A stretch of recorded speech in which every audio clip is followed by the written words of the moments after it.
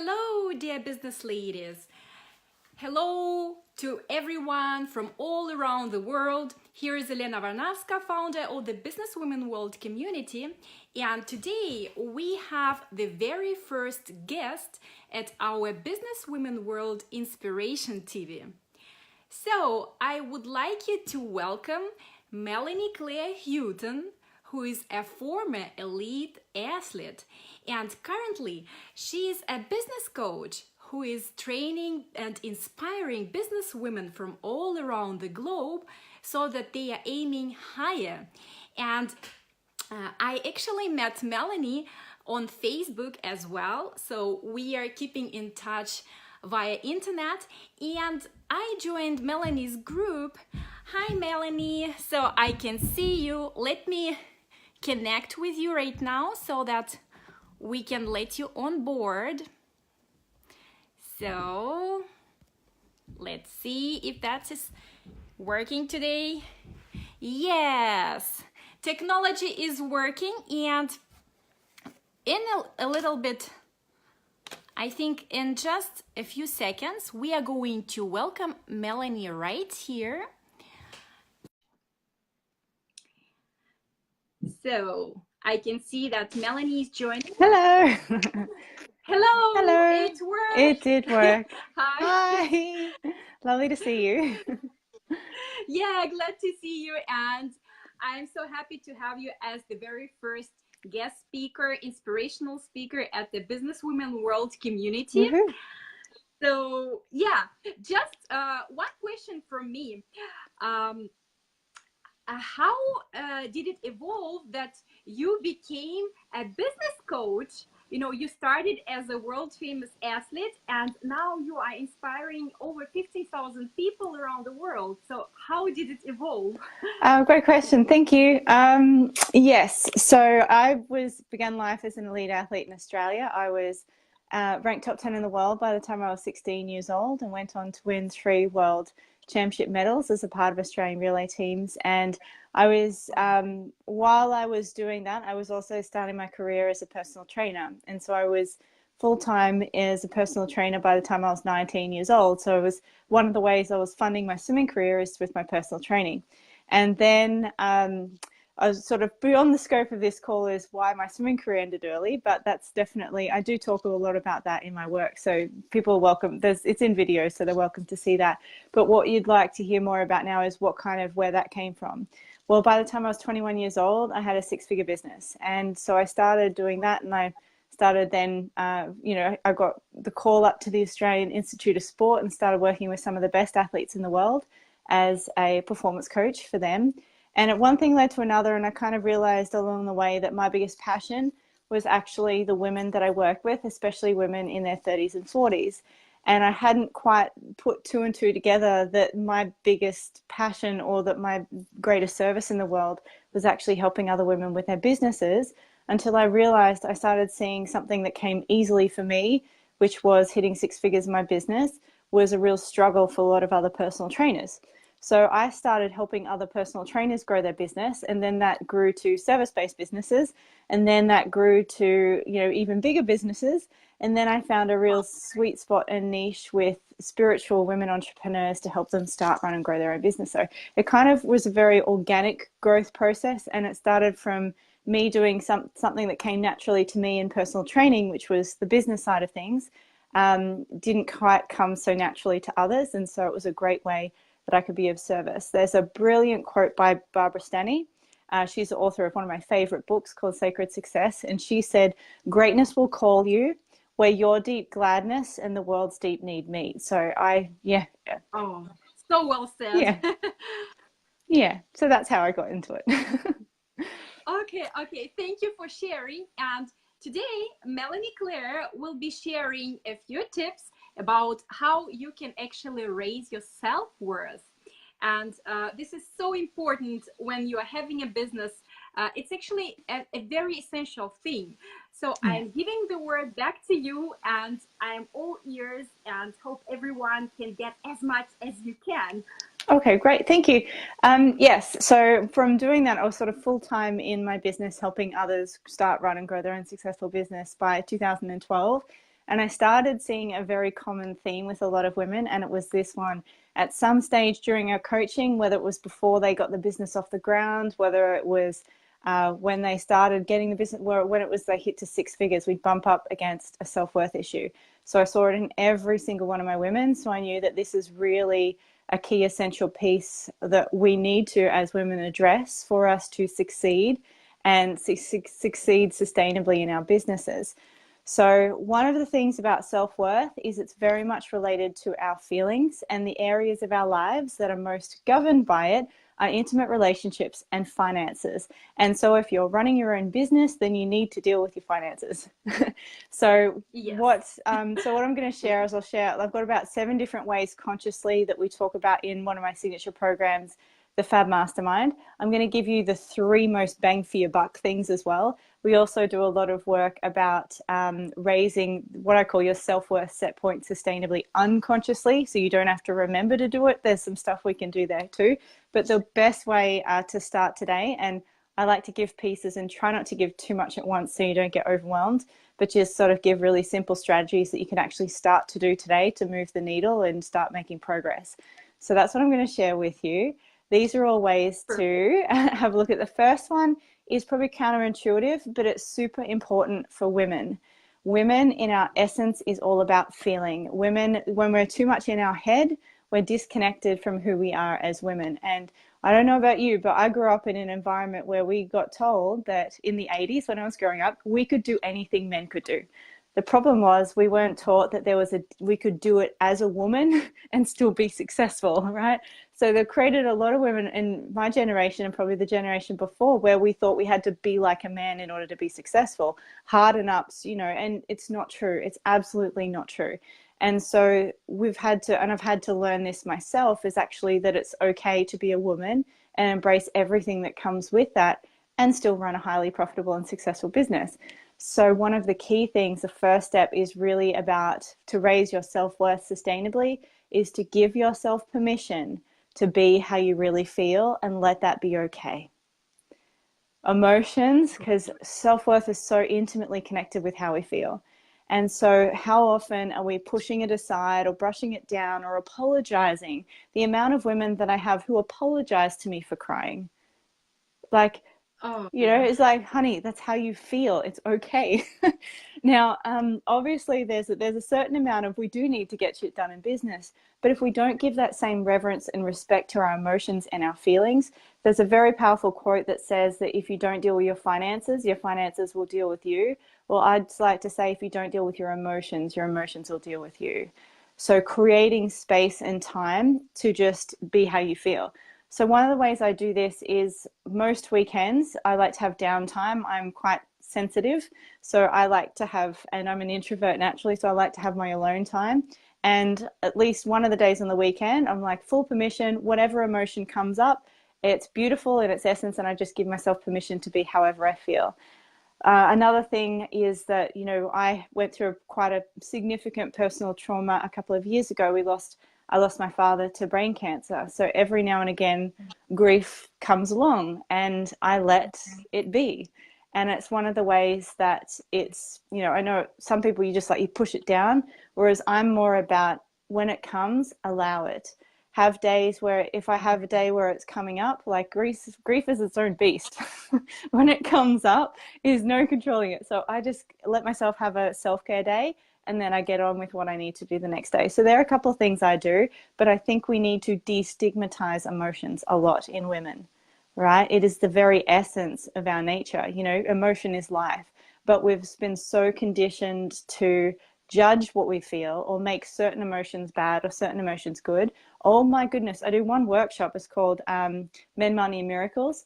And when anger surfaces in women, holy Jesus, we've got so many judgments around anger, right? But if we can all make the effort to just, what, this is how I feel, and that gets to be okay today. Just a little more. Yeah. Yeah. So if I understood the idea correctly, is the first step is to acknowledge that we do have these feelings and to allow them flow and happen. Yes. Instead of apologizing, Yes. right? Instead of like feeling, oh no, I shouldn't be angry and I should always be perfect. Yeah. Yes, absolutely. And Yes. this is like the key to letting it go, and then allowing more positive and higher vibrational like emotions come to you, right? Absolutely. Absolutely. Yeah, absolutely. There's it's like we think that we're on top of it when you just stuff it down, but that stuff's still in your unconscious and it's still blocking you. You know, we're only consciously aware of 5% of our reality. So 95%, if you're stuffing all your negative emotions or judging them, right, that is messing with your ability to grow your business, right? It's hugely. So you've got to clear it out. It's like we've got to declutter our house. We've got to declutter our emotional system. So absolutely. One of the things I will say is there are a lot of people say, well, Mel, some people are in a corporate career. I can't just break down in a meeting and cry. And I said, I understand that. What you can do, and I'll share that strategy 3 is one that helps there, but go 5 minutes, excuse yourself to the bathroom, sit for 5 minutes and breathe and then come back. Just take 5 minutes, or do it on the weekends. That's one thing that I do. Just one day a week, just say, I have full permission to be however I feel. So start it outside the career. If you feel like it's not exactly going to be socially acceptable for you to break down in a meeting, that's okay. Just we start outside of that environment. Pick your battles. So that's the Okay, first one. okay. Yes, we're ready for number 2? Just a second, a quick comment. Yeah. I started dealing with emotions over a year ago, and Oh, this is the good. book by Esther and Abraham They Hicks, do yeah, amazing work. Yeah. and it's the astonishing power of emotions. So I can relate to what you are saying, and I understand that it's all about, allowing and letting it go. Yes, absolutely. And the less you judge it, the easier it is. It'll just pass through, right? Emotion in motion, emotion, let it pass. It's like passing weather. Do we judge a rainy day because it's rainy and then the next day is sunny? We're going to experience rainy days and sunny days, and we just need to treat our emotions like that, passing weather. Yes, They don't need to exactly. derail your progress unless you stuff them down, and it creates a pressure cooker, and then you can't help but deal with your emotions. So if you deal with them proactively, you're less likely to have, and what happens is when you don't, and it creates a pressure cooker, often people get handed what I call like divine storm, where the universe is like, I don't know what else to get your attention about this issue you're not facing, so I'm going to hand you a bunch of shit so that you have to actually deal with it. Excuse my language. But so this is why we got. That's very clever. Yeah. Well, she's one thing I do say is the universe doesn't beat around the bush. She doesn't hide, she doesn't placate or sugarcoat it. She'll let you know when you're off path. So one of the ways we do this is just, proactively giving yourself permission to be how you feel.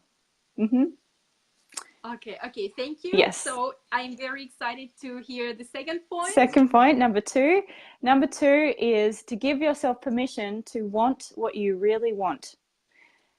So, how often do we as women downplay what we want and say, we are the queens of rationalizing and justifying away what we really want and getting by with the bare minimum or giving to everyone else. But then only giving to ourselves if there's a little bit left at the end or at the bottom of the jar, right? And when we do this to ourselves, we're living on fumes when we're meant to live on abundance. So when I'm talking about just giving yourself permission to want what you really want, there's nothing even at this point that you actually even need to do about it. What tends to happen, and I see this a lot for women, is we want something but immediately discredit it. Oh, I don't have time for that right now. Oh, I don't have the money for right now. Oh, it's not okay to want that right now. Oh, that's for other people but not for me. What I'm suggesting we do is when you want something, before you go into the immediately shutting it down, you give it space and time to breathe. You know what? I'd really like an ice cream right now. And you just allow that to be okay. That's all right. We got the little man in the house. Yeah. So now it's business women in real life, because my son got infected and no babysitter would come over. It's all good. So this is just like actually it's also one of the things to share with business women along with the emotional side is that it's life, now I could freak out, but it's just life, you know, and I let it go. And Yeah, yeah. absolutely. I've had women breastfeeding on my coaching calls with them. Like this, Oh, yeah. wow. You know, and I think there was a US senator or something that brought her newborn baby into parliament. Like, we need to destigmatize that as well. It's life. And us women have plenty of things to occupy our attention. So we need to learn to roll with those rather than make them wrong. So absolutely. Giving yourself permission to want what you really want, that gets to be okay. And all you need to do is give it time and space to breathe. You know what? I'd really like to be making 10 grand a month more than I'm making right now. And Okay. you let that be, right? Yes. Without the immediate shut it down, make it wrong, which is we women are notorious for, right? We're like, oh, you know, I'd love to have that, but oh, I can't afford it. Or I'd love to do that, but no, I don't have the time. Like immediate that, do you know what I mean? That immediate shutting it down before you give it space for it to be okay to want it. Make sense? Yeah, it makes perfect sense. Thank you. I think a lot of people can relate with us, and especially women, because women tend to really let our own wishes and desires like behind Yeah. all the child needs, community needs. Yeah.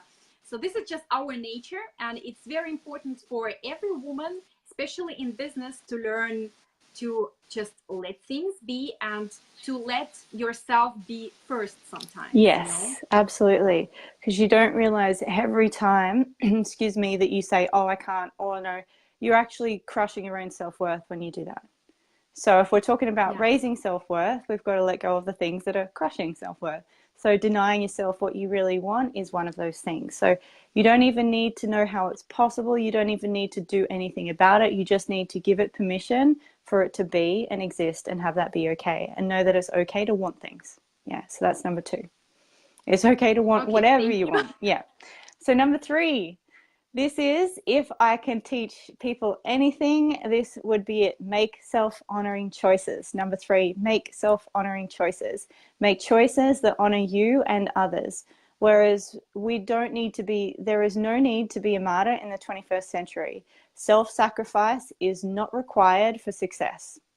It's actually the opposite direction. So we can honor ourselves and honor others and honor our children and honor our business responsibilities. We don't have to choose one or the other. We get to decide that it gets to be a this and, not an either or decision. And that is a mindset shift that is really powerful when you make it. Whereas instead of going, I can do this or I can do this, you say, well, how can I do this and? Or how can I take my kid to school and also make that extra 10 grand a month that I want to be making, whatever the thing is that you want to do, right? This and. So one of the ways that I say that's easy to start making self-honoring choices, because it sounds simple on the surface, but like I do a 6-month journey with people on this, because you've got to really know yourself to know what it is that's true for you and what you actually really want. And that is a journey and a process that every woman really needs to take for themselves and for their family and for their business.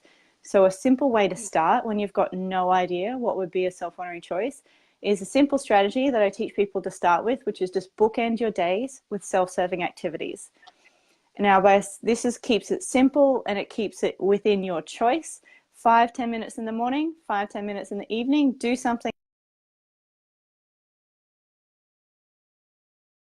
Do that as they meditate, or you can have a nice relaxing bath, or you can go for a walk, whatever brings your focus and attention back into your body, because we're so used to being outside and on everyone else's agenda and honoring everyone else's needs and neglecting ourselves. So it's just 5 minutes before you start your day, 5 minutes at the end, just bring your attention and focus inwards. So one way I teach people, head on heart, and you just breathe, and I want you to bring your focus and attention down into your body and feel the natural rhythm of the breath. 5 minutes, just bringing your focus and attention back in on you. So that's a simple way to get started. Bookend your days with self-serving activities. So shall I do a quick summary? Great. Yeah, that would is trying to reach me out.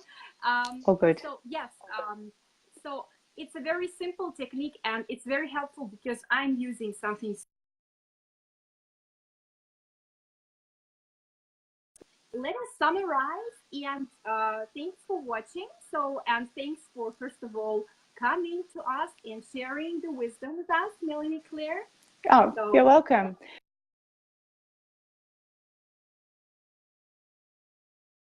To give yourself permission to want what you really want.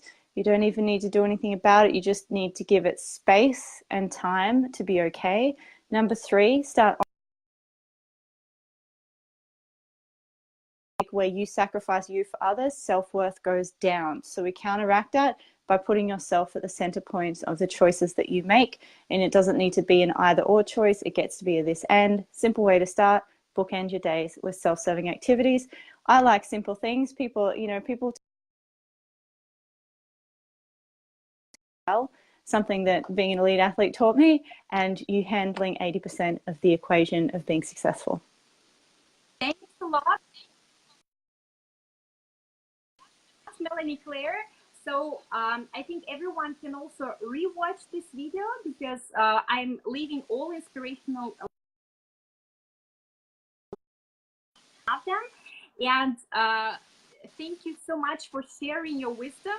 I think a lot of women will have a shift after hearing all these tips. If they do it, yes. You got to do it. Yeah. Okay. To connect with me further, we're doing a free live 10-day series over in my free High Vibe Collective online space. There should be a link around this video to join us. There's a video on there so you can see what's involved.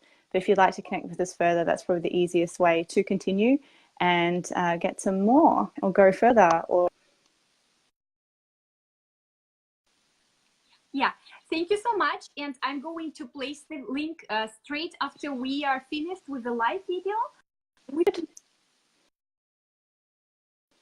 All of you a great day and see you in a little while. Okay, bye-bye. Thank you for having me.